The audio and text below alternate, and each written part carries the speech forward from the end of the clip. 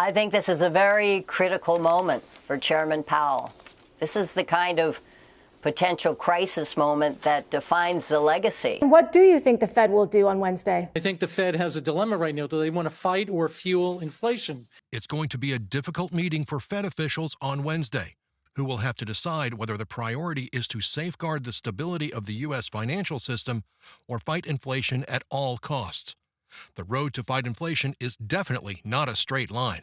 In this video, Ray Dalio shares his experience and has examined how historical events help us understand what is happening now and to anticipate what will happen in the future. To know more details, stay tuned till the end of the video.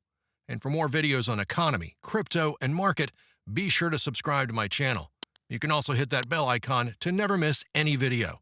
Let's get into the video now. So what's happening now has happened many times before.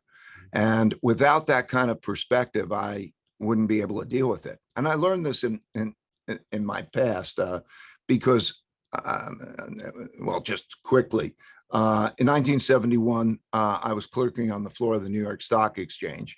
And President Nixon gets on and he says, we're not going to give you the gold that the dollar is backed by. And we had a devaluation. It took me by surprise. I walked on the floor of the stock exchange. I thought it was going to go down a lot. It went up a lot. And that's because I never experienced the currency devaluation. I found the same exact thing when I studied history. Same exact announcement took place on March 5th, 1933 by Roosevelt and had the same effect. So I understood then how history before me was important. Studying the Great Depression allowed me and Bridgewater to anticipate the 2008 financial crisis. If I didn't study that, what's happening now is very relevant, is a guide to the past, is a guide to what's happening now. The U.S. annual inflation rate fell to 6% in February 2023 after falling for 8 consecutive months, which was the lowest level since September 2021. Ray Dalio advises that, today, the questions of what is happening now and how it relates to the past are more relevant than ever before in order to understand the inflation and Fed's decision in the U.S. economy. The Federal Reserve is the primary institution responsible for setting monetary policy in the United States, and inflation is one of the main indicators that the Fed watches. There are many causes of inflation, but the most common is an increase in the money supply. The Fed has influenced the money supply through its monetary policy. Although Fed Chief Powell sounded hawkish in his last week's congressional testimonies, the next move by the Fed amidst the changing financial environment will be keenly watched by the markets. What does that mean for financial and crypto markets? Because, by and large, I think a lot of folks would be surprised that the stocks are hanging tough, all things considered. As we are approaching a challenging of the world order, in other words, a great power challenging another, there is an increased likelihood of some kind of war. There are 5 kinds of wars. There's a trade war, a technology war, a geopolitical influence war, a capital war, which we're in the midst of, and then there's a military war. And those things drive countries to be self-sufficient and independent. And as a result, globalization diminishes and nationalism increases. In answer to your question, how does it affect the markets?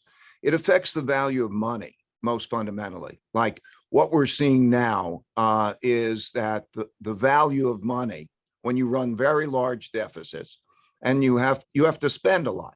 You have to spend a lot on social programs. You have to spend a lot on defense. You have to spend a lot on environmental programs and so on. And so when you spend a lot more money than you earn, then you have to print money to make up that difference, to make the purchases. And then that devalues money. And so it's like the examples I gave you of the 2 currency devaluations that you had before. 1971 led to the inflationary period of the 1970s. And so you have the stock market. Yes, the stock market goes up and other things, but cash is trash. And people then begin to learn that the bonds that they're holding have negative returns.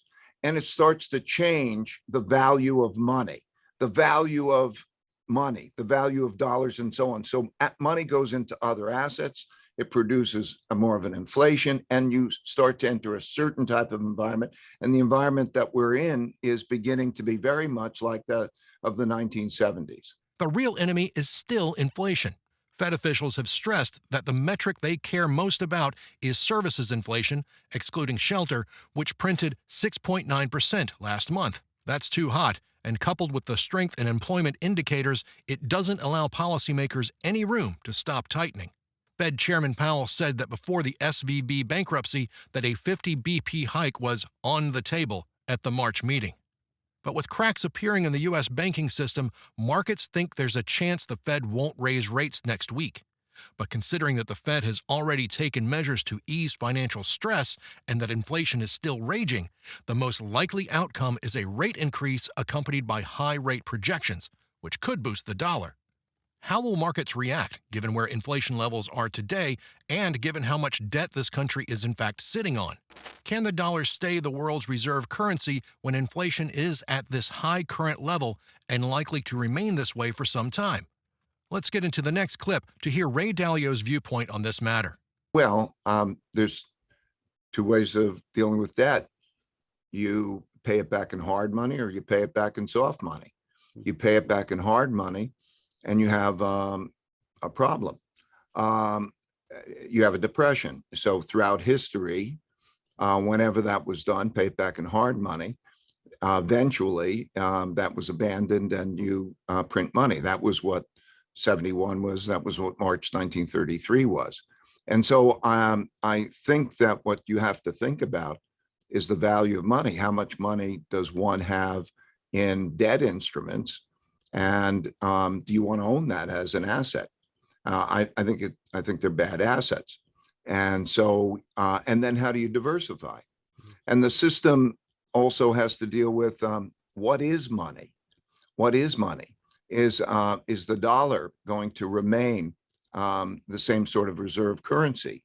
And then you see the development of alternative monies. We're seeing a variety. I think different types of money will compete with each other in the environment we're in. Some, maybe it's crypto, maybe it's gold, maybe it's other things. Maybe the digital renminbi competes with the US dollar. We're going to come into an environment because everybody thinks that think about how much money is being stored in debt instruments, those debt assets. Think about how poor those returns are. So that kind of a shift, I think, is very important. So all currencies have a lot of debt. And so when you look at one relative to the other, there will be a lot of printing. I mean, currency equals debt. And when you hold a currency, you're holding a debt instrument. And so all of those will decline in value relative to other things. Now, will the dollar decline more than other currencies? It's almost certain that we're going to come into this environment. We're in this environment in which there's a shifting of those currencies. So you're going to see more of China's renminbi being used. You're seeing India have a direct link with Russia on the currency. So we're in an important change in the currency.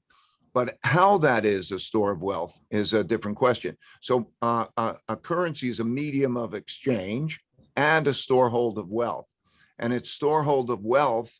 Some high-profile experts are starting to expect the U.S. Federal Reserve could not only halt its aggressive rate hikes amid the banking crisis, but also cut rates altogether.